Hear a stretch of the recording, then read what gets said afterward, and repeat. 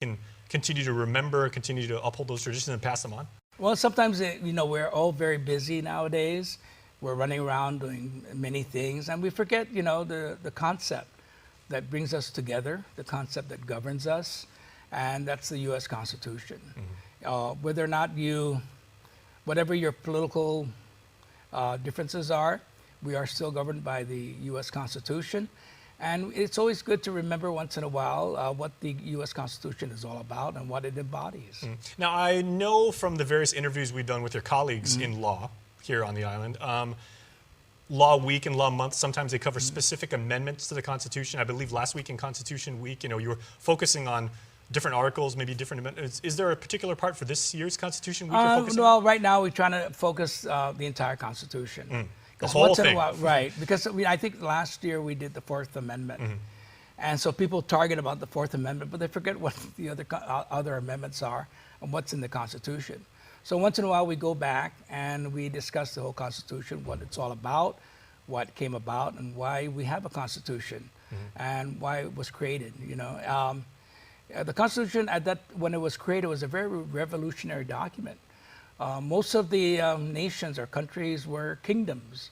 They were run by kings and queens. The average person had no say-so on how he was supposed to be governed. He had no say-so on the functions of government.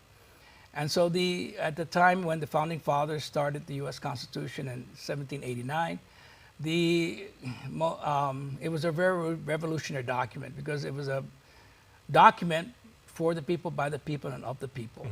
And at that time, if you study history, that was very revolutionary. It was unheard of. And one of the things that's so often spoke of about the Constitution, it's always got the ability to ever evolve. You can always modify it. You can propose things to... Yes. The good thing about the Founding Fathers, they knew that, the Constitution itself was subject to amendment. So they did put a provision, and I think it was Article 5, which the people, if they wish to do so, can amend the Constitution by Congress or by the state legislatures. Is there any particular amendment, as a practitioner of law, that in your perspective bears, significant meaning to us on Guam and like our way of life out here and just the way that we do things around here? Well, I think the Bill of Rights, the first 10 amendments of the Constitution, which was added to the Constitution after the basic Constitution was drafted, was passed, I think governs the way we function as a people.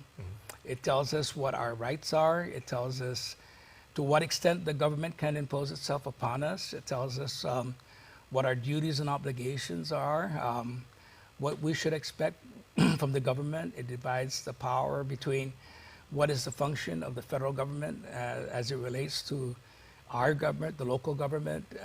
So the first 10 amendments is probably the Bill of Rights. I think if you want to see as the most important part of the Constitution is the first 10 amendments, because it governs our relationship with each other, and it governs our relationship with the federal government, and it governs our relationship as a state or as a local government. Very well said.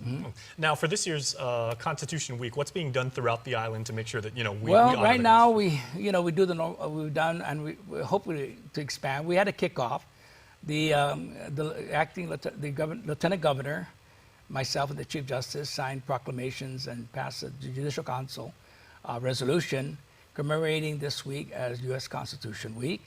And then this week, we are going out to the various schools to talk about the Constitution with our various students. But I'd like to expand it one day to include our adults, because sometimes many of our adults forget what the Constitution is all about and what it means to them. I'm getting so much information just from the two of us sitting here. I feel like I'm in an 11th grade social studies class all over again. Yeah, so much of it's coming rushing back by you talking about it.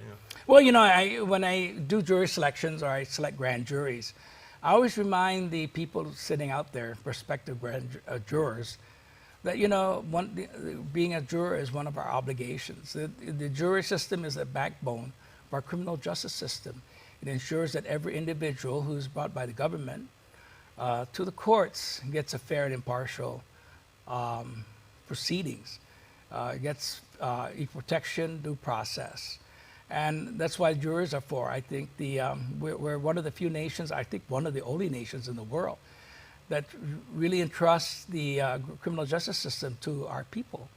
And that's very important because it's absolutely important that if you are indicted by the government for a serious crime, it's good that your jury of your peers listen to the testimony and then determine whether or not you are guilty or not guilty. At least you don't have the government telling you that you're guilty or not guilty. You have common citizens deciding that for you. Well, Your Honor, on behalf of all of the people of Guam, they've got the right person.